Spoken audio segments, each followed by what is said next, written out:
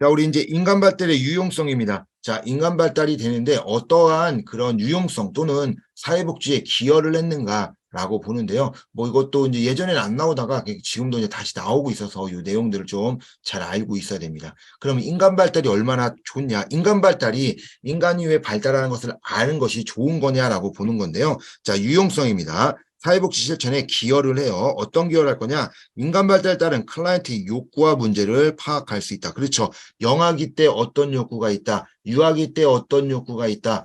아동기 때 어떤 욕구가 있고 문제가 있다. 청소년기에 어떤 욕구가 있고 어떤 문제가 있다. 다 알 수 있겠죠. 그러니까 그 대상, 클라이언트 대상에 대한 지금이 어떤 상황인가 보고 거기에 맞춰서 파악하고 대처할 수 있겠죠. 자, 인간 발달에 나타나는 특징의 발달 요인을 이해할 수 있다. 그렇죠. 이때 어떤 것을 한다라고 이야기를 하니까 아, 그렇구나. 아, 청소년기라 얘가 지금 청소년기라 사춘기고 이래서 질풍노도의 시기로 이런 행동들이 나타나는구나 라는 것을 알게 됩니다.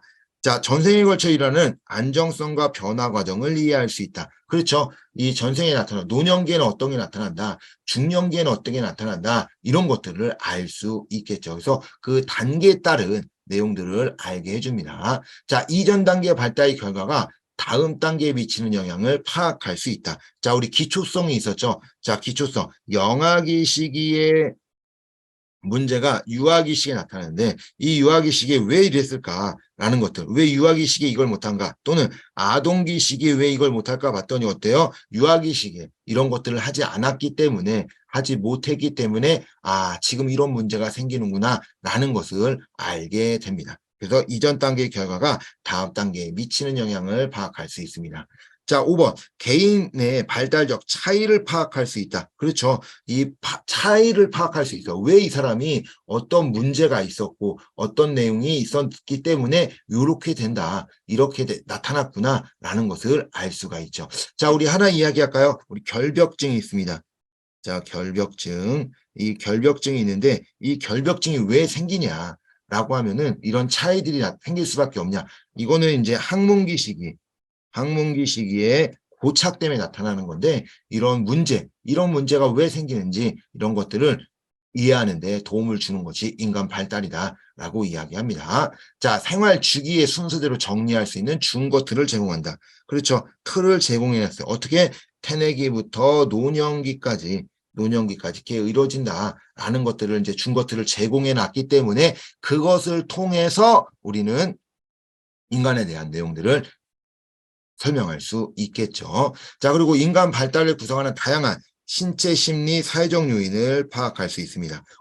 어떻게 발달상에 나타나는 걸 알 수 있을까? 자, 신체는 어떻게 변화한다? 라고 할 수 있겠죠. 자, 그리고 우리 아동기가 되면, 초등학교 들어가면 이제는 가족의 힘을 벗어나 그 친구들과, 또래 친구들과의 관계 형성에 초점을 두는데 어떤 또래냐? 동성 친구들의 영향을 많이 받습니다. 이런 것들이 사회적, 심리적 요인들이다라고 얘기할 수 있는데 이런 것들도 모두 파악이 가능하죠. 그러면서 청소년기가 되면서 이성에 관심을 갖게 된다라고 이야기합니다. 자, 8번. 다양한 연령층의 클라이언트를 이해할 수 있는 기반을 제공한다. 그렇죠. 왜 그러냐면 저는 인행사를 이렇게 인간 발달, 인간에 대해서 막 설명하면서도 무슨 문제가 있었냐면 잘 몰랐어요. 근데 아기를 키워보다 보니까 그 내용들이 이해가 되더라고요. 자, 방금처럼 이야기하는, 자, 내가 영아기 시기, 유아기 시기 기억이 안 나요. 자, 또 마찬가지로 이제 저는 노년기를 가본 적이 없습니다. 자, 그렇기 때문에 이해할 수 없겠죠. 그런데 학자들이 노년기에는 요런 현상들이 나타난다.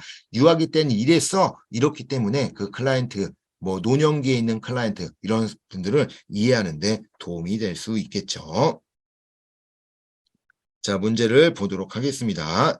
자, 1번. 인간 발달 이론이 사회복지 실천에 기여한 내용으로 옳지 않은 것은, 자, 옳지 않은 겁니다. 자, 1번. 클라이언트의 욕구와 문제를 파악하는 데 도움이 된다. 그렇죠? 파악하는 데 도움이 돼요.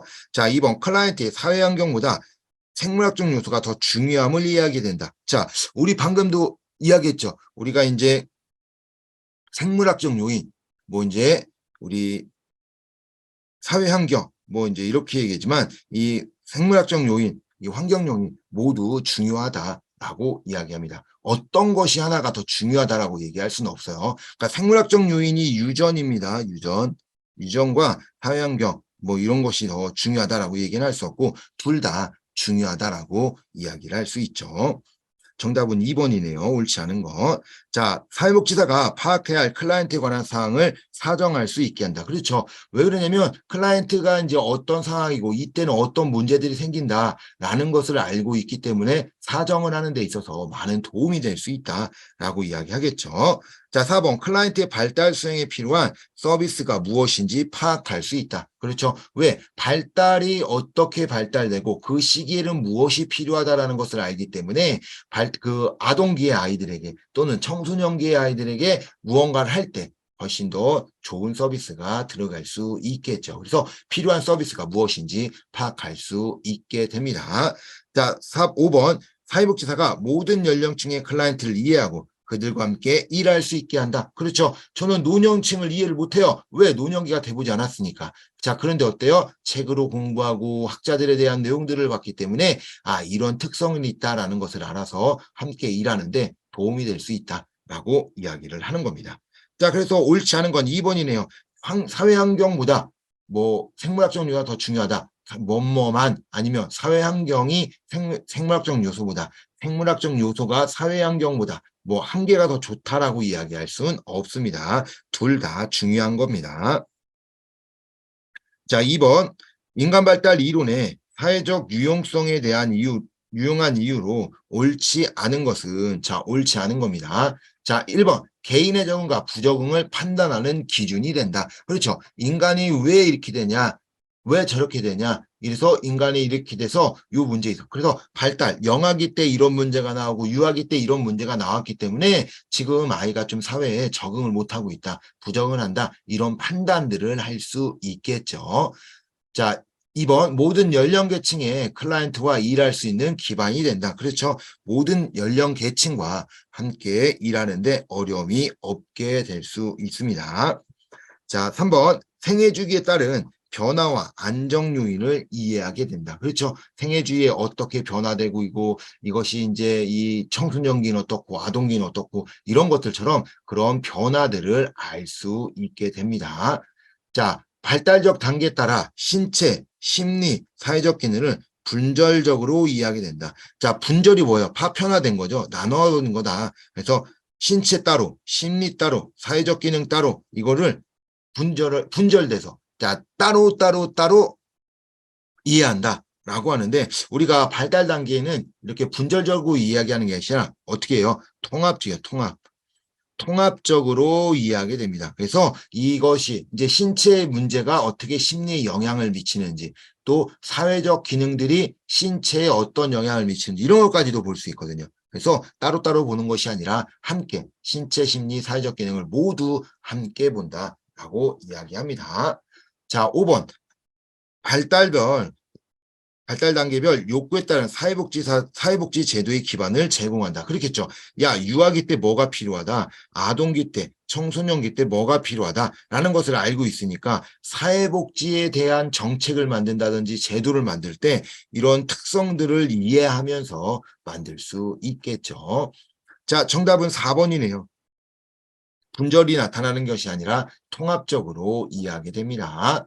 자, 3번 인간 발달 이론의 실천에 미친 영향으로 옳지 않은 것은 자, 피아제는 아동의 과학적, 수리적 추리 과정, 발달 과정을 이해할 수 있도록 준 것들을 제공했다. 자, 맞습니다. 이 피아제는 이 과학적 수리적 그래서 이게 뭐냐면 청소년기가 되면 뭐 할 수 있냐라고 했냐면 가설 추리 영역이 가능하다.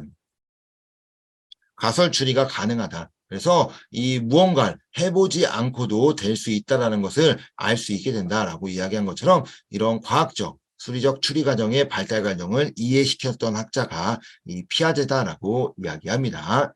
자, 프로이드 이론은 클라이언트의 심리내적 갈등이 무의식적 동기에서 비롯된다는 것을 인식했다. 그렇죠. 왜 그래요?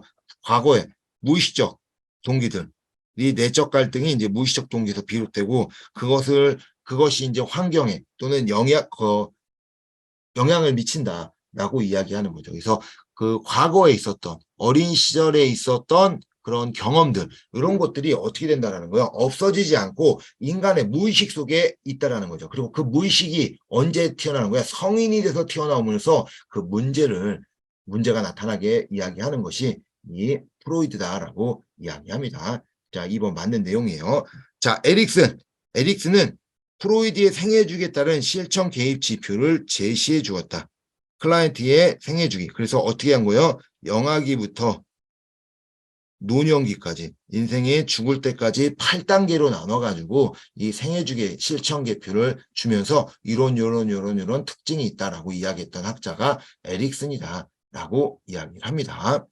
자, 스키너가 있습니다. 자, 우리 스키너는 뭐냐면 조작적 조건화 나를 의미한 사람이서 환경을 조작해버리면 그 환경에 조작된 환경에 의해서 행동을 한다라고 이제 이야기했던 사람이 스키너인데요. 자, 클라이언트의 모방학습의 중요성을 인식했다. 모방성을 이야기하는 학자는 반두라입니다. 그래서 반두라는 사회학습 이론을 이야기하면서 이 모방학습을 이야기했고요. 자, 스키너는 조작적 조건화다. 자, 정답은 4번이네요. 자, 매슬로우 이론은 클라이언트 욕구를 파악하는데 평가하는데 유용하다. 그렇죠. 욕구 파악이 중요합니다. 왜 욕구 파악이 중요하냐면 우리 5단계로 이야기했잖아요. 생한사 존재, 생리적 안전, 소속, 자아존중, 자아실현, 존중감의 용감 해서 이제 요 욕구가 어떤 욕구에 의해서 욕구 위계 이론을 이야기했죠. 그래서 욕구를 이야기해서 그 욕구대로 모든 것들을 파악하게 된다라고 이야기를 했던 학자가 매슬로우다라고 말씀을 드립니다. 자, 정답은 3번 스키너입니다. 그래서 이렇게 인간 발달 내용도 있지만 학자들에 대한 그런 이론들도 좀 잘 기억을 해야 된다라고 말씀을 드리겠습니다.